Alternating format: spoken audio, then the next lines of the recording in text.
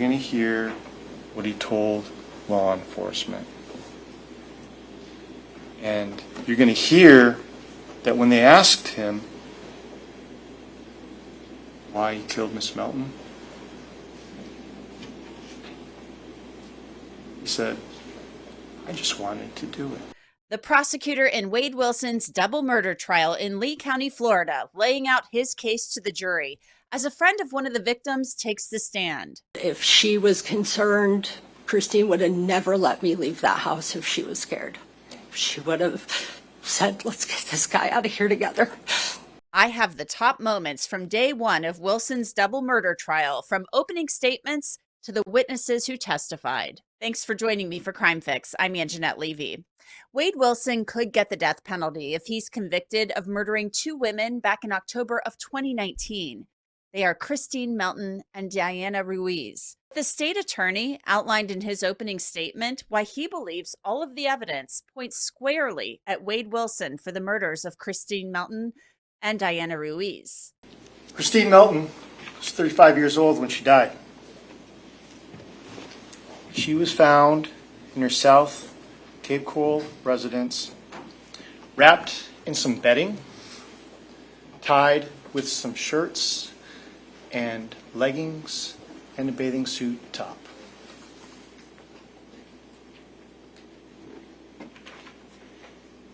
Her face was black and blue. Her fingernails were broken. She had marks around her neck as she lied on the floor between her bedroom and the kitchen area of her residence. Diana Ruiz was 43 years old. She was found on an empty lot under some shrubs, under a tree, just lying there. Her nose had been broken. Her hyoid bone and thyroid cartilage had been broken. She had suffered multiple rib fractures, not only front, but also in the back.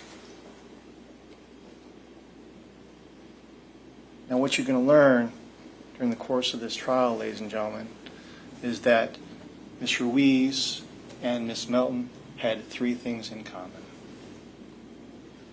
Both of them died on the 7th of October of 2019. Both of them had been strangled. And both of them, before they were forever silenced, the last person that they encountered was Mr. Wade Wilson. Despite Wade Wilson's denials, the prosecutor says Wade Wilson admitted to the murders. You're going to hear the confession from Mr. Wilson about the method of the killing, ladies and gentlemen, and you're also going to hear his admission to the actual killing itself. Assistant State Attorney Andreas Gardner told the jury that Wilson even confessed to his father. What we know is that Miss Ruiz had been strangled, and what we also know is that she died as a result of blunt force trauma because of the multiple rib fractures.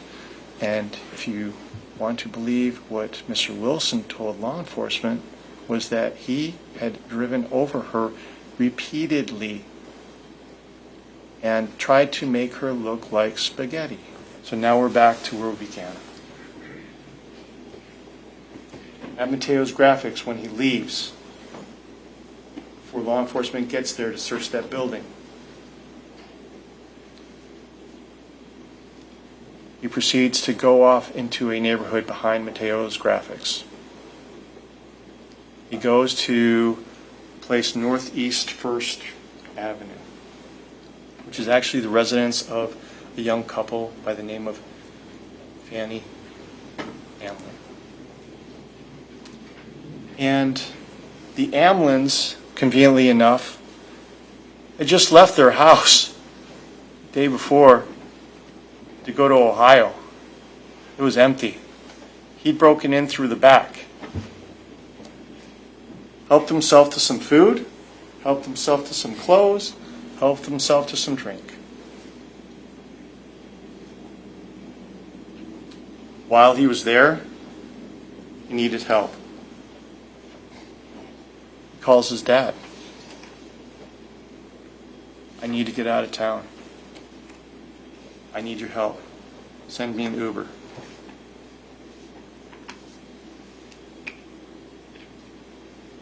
While that was happening, law enforcement is conducting an investigation. They knew who he was. They were researching, trying to figure out who his next point of contact would be. They'd already reached out to his dad.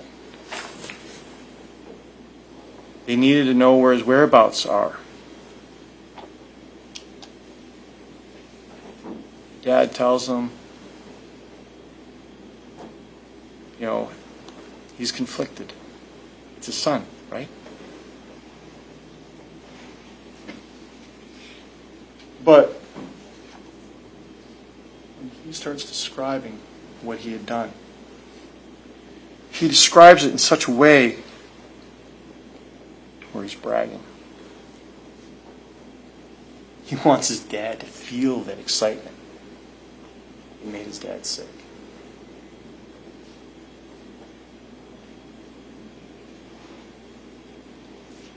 His dad gets the address, tells him, I'm going to send you an Uber, passes that information along to the marshals. Marshals descend on that particular location.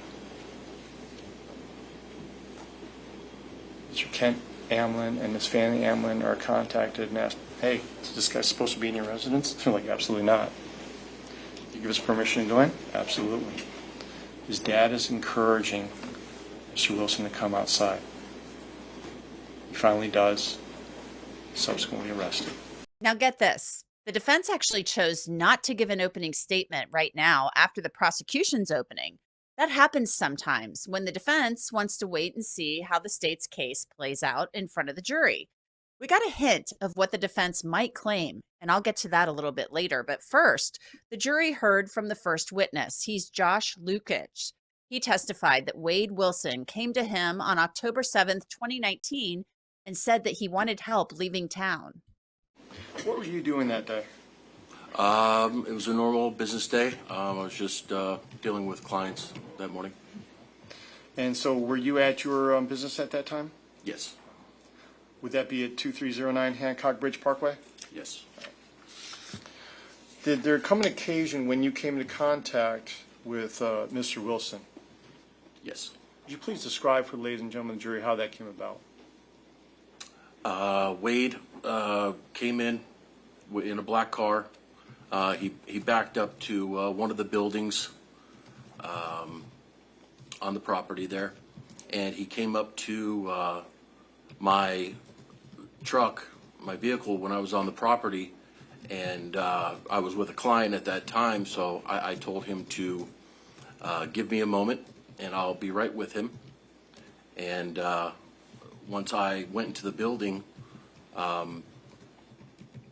he was there trying to get a plane ticket or a bus ticket or whatever he could from me to leave town. Now, when you saw Mr. Wilson, could you please describe for us what he was wearing at that time? He was wearing sweatpants only, no shoes, no shirt. He was bloody, and he was missing a couple of teeth. Could you please describe for ladies and gentlemen of the jury what his demeanor was? His demeanor was frantic, in a rush to leave as quickly as he could, because he had just done something horrific and killed people. When he was speaking to you and asking you for your assistance, did that give you any cause for concern? Not right away. And once I took a look at him again, I started to believe what he was saying. Now, what exactly was he saying to you? He said he killed people and he rolled up someone in a carpet or bedding or whatever it was, and that he also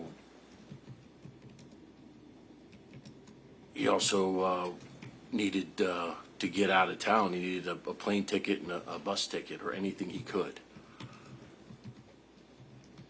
So was he frantically asking you for assistance? Yes. Josh Lukich testified that he left the building and called 911. The jury heard that call. He's got tattoos, he's shirtless, he's killed some people, and he just hurt a girl, 2309 Hancock Bridge Parkway. Okay. What is the phone number you're calling from? 239-313-8164. Okay, what is your name? Josh.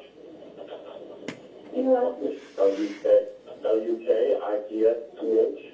Prosecutors played surveillance video showing Wilson pulling up shirtless at Lukich's business. He was driving Kristine Melton's car. He walked into the building. He said the video came from one of his tenants. Meanwhile, the defense questioned Lukich about what he didn't tell the 911 call taker that morning. You said he was frantic. Could you describe that more? He was pacing around, Kind of manic? getting back and forth close to my person, and needing a ticket, any kind of ticket, bus ticket, money, or anything. And I told him I couldn't help him. Okay. And did he lash out at you when you said you couldn't help him? No.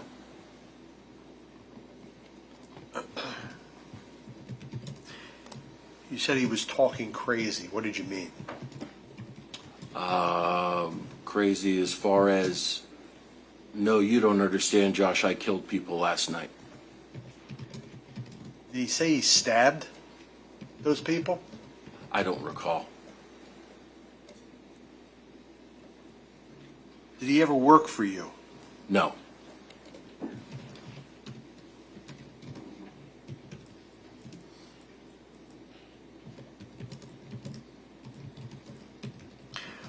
During the 911 call, there was no mention of him being covered in blood.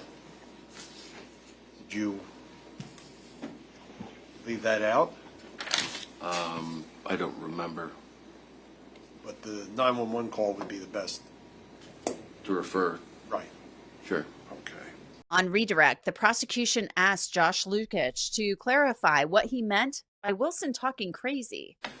Mr. Lukich, when you described Mr. Wilson talking crazy, was that because of what he was telling you or how he was telling it to you?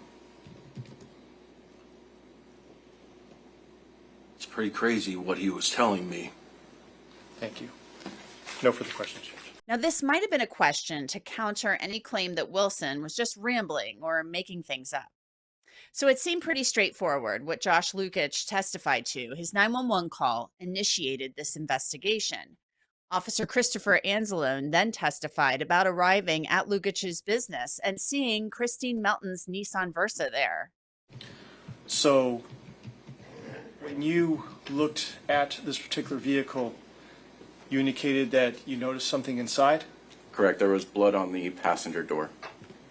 So what did you do in response to when you saw blood on the interior of that vehicle? We ended up breaking Officer Amata broke the driver's side window of the vehicle. And due to the circumstances of us not being able to get in contact with the registered owner, we broke the window and popped the trunk, and we checked the trunk to make sure that there was nobody inside. Why would you break the window? Because Wade Wilson had made phone calls from Kristine Melton's cell phone, which we knew at the time, and we weren't able to locate her. I want to take a moment to tell you about the sponsor of this episode of Crime Fix. It's truthfinder.com.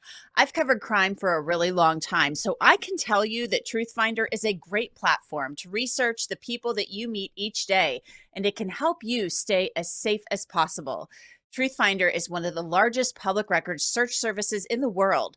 The site has just one goal, and that is to help you learn the truth about the people in your life. I have a family, so I use Truthfinder to look up people my family deals with every day, especially my son. I've covered way too many stories about sex offenders and other criminals to know that you just cannot be too careful. Truthfinder is really simple. Simply log on to truthfinder.com and put in a name. You'll get results quickly that will give you arrest records, prior addresses, birth dates, and even sex offender statuses. I use Truthfinder all of the time for work and in my personal life. I've even run a background check on myself, family, friends, neighbors, just to see what's out there. And let me tell you, the information that's available is truly shocking. So right now, Crime Fix listeners and viewers can get 50% off of confidential background reports. Just log on to www.truthfinder.com/LCCrimeFix. Log on right now and start accessing information about almost anyone.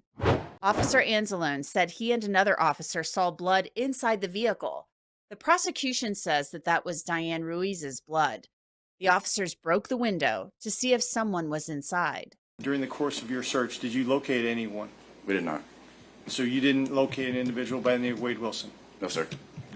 What did you do after you went ahead and searched the buildings on that property? At that point, we had called for a detective. The vehicle that Wade Wilson had arrived in, we heard to have blood on it, and there was front end damage. When we ran the license plate, it came back to Kristine Melton. So we knew the vehicle did not belong to Josh. We tried to get a hold of Kristine Melton, but it was unsuccessful. After you tried to make contact with Miss Kristine Melton, what did you do next? We sent officers down to Kristine's house to try to locate her. The car was then towed to the police department and photographed. Melton's body was found at her home. The defense questioned Officer Anzalone about the blood in the car. Did you maintain contact of the car, the vehicle? Yes. When did that get towed? I don't know the exact time off the top of my head. It was later on in the afternoon. Okay. Was it a couple hours later? I mean, That's correct. all right.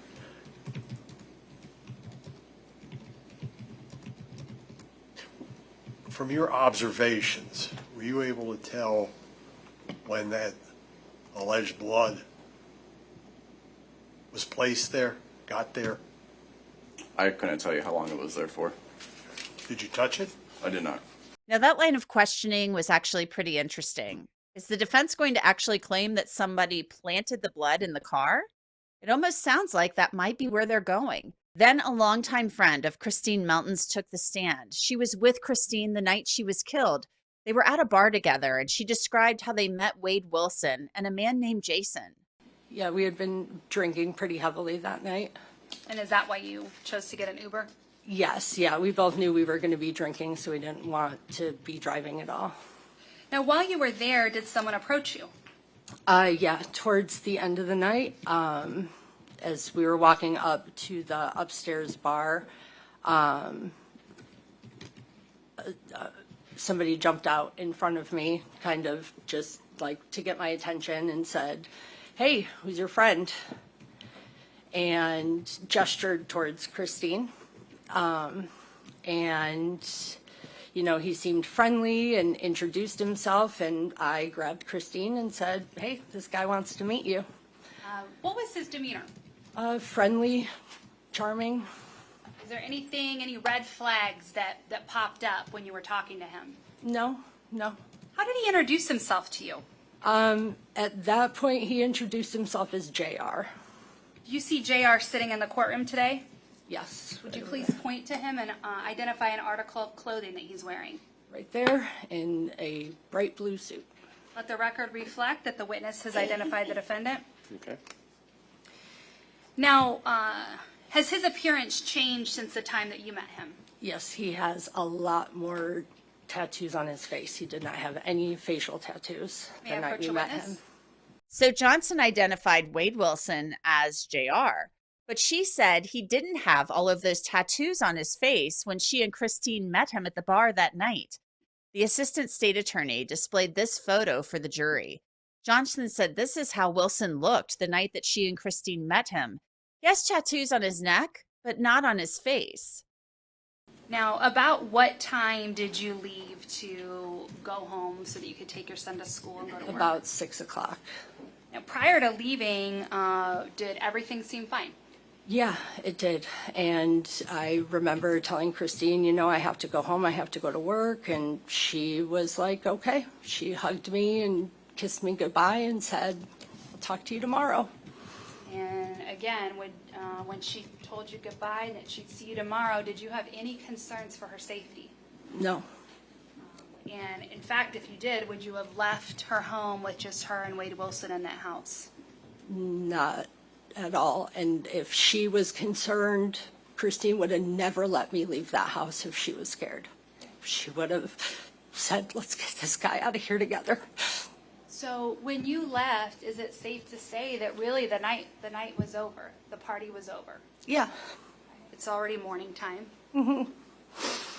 And, you know, like I said, we had this sense of relief that we had made it home. You know, we obviously were in a car with somebody who couldn't drive a car. And I know for me, that was the scariest part of that night, was the being behind the wheel of a car with somebody who couldn't drive.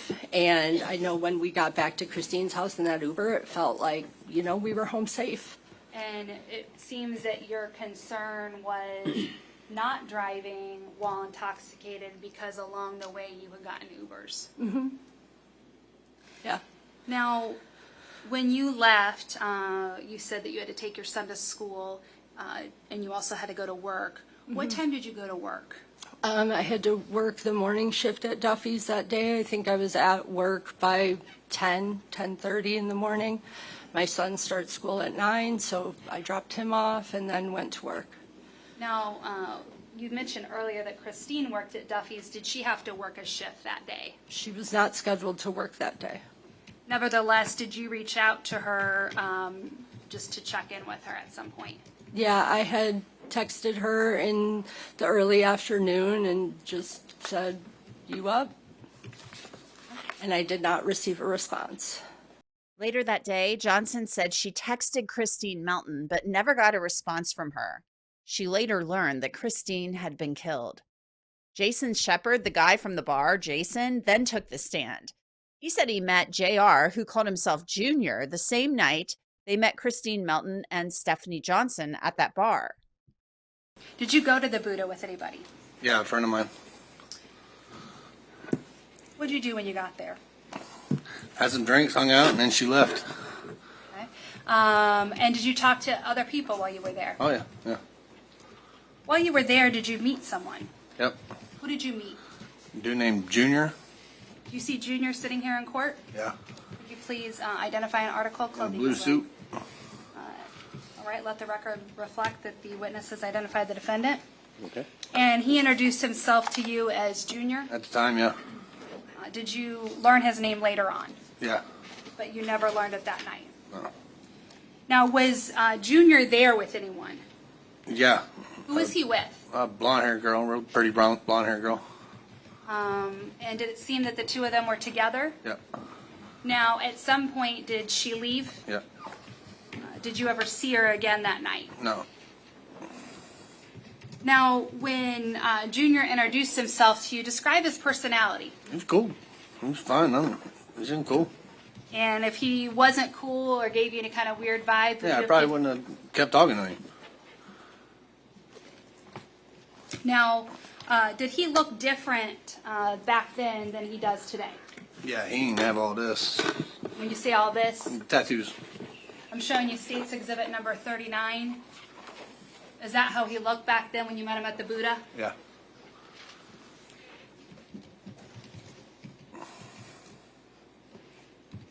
Now, what time did the bar close? 2. At 2, did you all get kicked out of the Buddha? didn't get kicked out, but yeah, I mean, yeah. End of the night, yeah, we left. We closed it down. And when you left, did you go out into the parking lot? Yep. Did you talk to anybody in the parking lot? No, well, we ran into the two girls, Okay. Stephanie and Kristine, I believe. Yeah. Now, Jason Shepard could be someone the defense might want to point the finger at since he was with Wade Wilson, Kristine Melton, and Stephanie Johnson that night. You said that Kristine and Junior were having sex. Did it appear to be consensual? Yeah. Yeah. They were having a good time? Yeah. And you and Stephanie didn't want to necessarily stand around and watch? Nope. So you go outside? Yeah. All right. And were you and Stephanie interested in each other at all? No. No. So you're just talking? Yeah. Throughout the course of the evening, did they come outside and go back inside several times? Yeah, once or twice, and then went back in and kept doing what they were doing. And during any point of these interactions, did you have any concern for your safety? Nope. Did you have any concern for Kristine's safety? Mm-mm. Now, did anybody use any drugs that night? Yeah, we did a little coke. When you say coke, you mean cocaine? Cocaine. Did you provide cocaine to anybody? No, I had my own stuff. Did you see any other drug use besides cocaine? Nope. And alcohol also? Yeah, alcohol, yeah. The defense just asked him a few questions about the drugs that they'd used that evening. Stephanie Johnson had testified she did not use drugs at Jason's house, but the others did. You said that when you first met with Mr. Wilson, he was with a pretty blonde girl? Yes, sir. All right. Now, that blonde girl was not Kristen Melton. Right. Okay.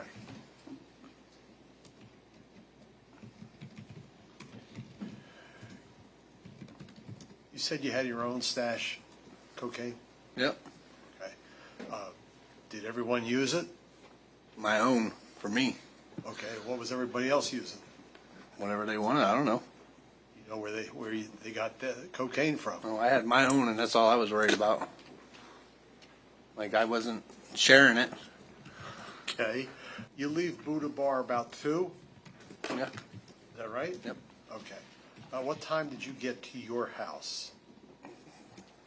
Probably 10 after, if that. Okay, so you're right down the street? I'm right down the street, yeah. All right. And what time did everyone finally leave? Did they leave? They were there probably an hour and a half, maybe 2 hours, if that. So about before 4 o'clock, I would say. All right. Did you have any further contact with Mr. Wilson? Nope. Well, no. He come back to look for his cell phone, and I don't think I answered the door. Oh, okay. How did he get back there? Do you know? I don't know. I was inside. Also testifying, Melissa Montanez, Wade Wilson's ex-girlfriend, who prosecutors say Wilson attacked after murdering Melton and Ruiz.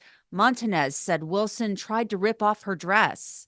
Once he realizes that the threads were becoming, I was getting away from him and he was still holding onto the dress, he opens the car door, obviously forgets to put it in park. The car starts to roll forward. He tackles to me to the ground. The car grazes both of our legs and I'm pummeled to the ground. How hard did he push you to the ground? I'm sorry, I don't recall. This is also fast and he's very heavy and I'm 5'2", he's 6'6", so. Now, what happens after you are pushed to the ground? I start to get beat. Okay. Describe what you mean when you say he was beating you. It all went so fast and so slow, whether it be punches, slapping, choking, that kind of nature. Yes. Now, you mentioned that the fight is happening around the car. Does Yeah. the fight move at some point? Yes, so I either get drugged, pulled, can't remember, by my hair, arm, or dress, to I'm trying to reason with him, trying to talk to him, but there's nobody behind those eyes anymore. So there was no reasoning with him. I got to the front of the staircase, and I'm holding on to that, and a crowd begins to develop. I'm expecting people to help, call 911, so I'm just trying to bide my time at that point as quickly as help can get there. And that's not working either. Wilson's lawyer questioned Montanez about why she would meet up with Wilson if she was so afraid. And you said he was very angry Yes. and you were very scared. Yes. Then why did you agree to meet him? To get my $80,000 car back that he had stolen. The car, but why did you expect him to bring the car? You knew he couldn't drive it. He was with somebody that had drove it away. Why would he not be able to return it?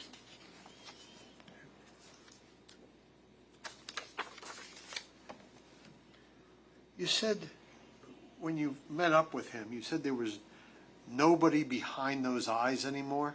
Yes, that's true. What did you mean? Dark serial killer eyes, where there's nothing to reason with. It's a black hole.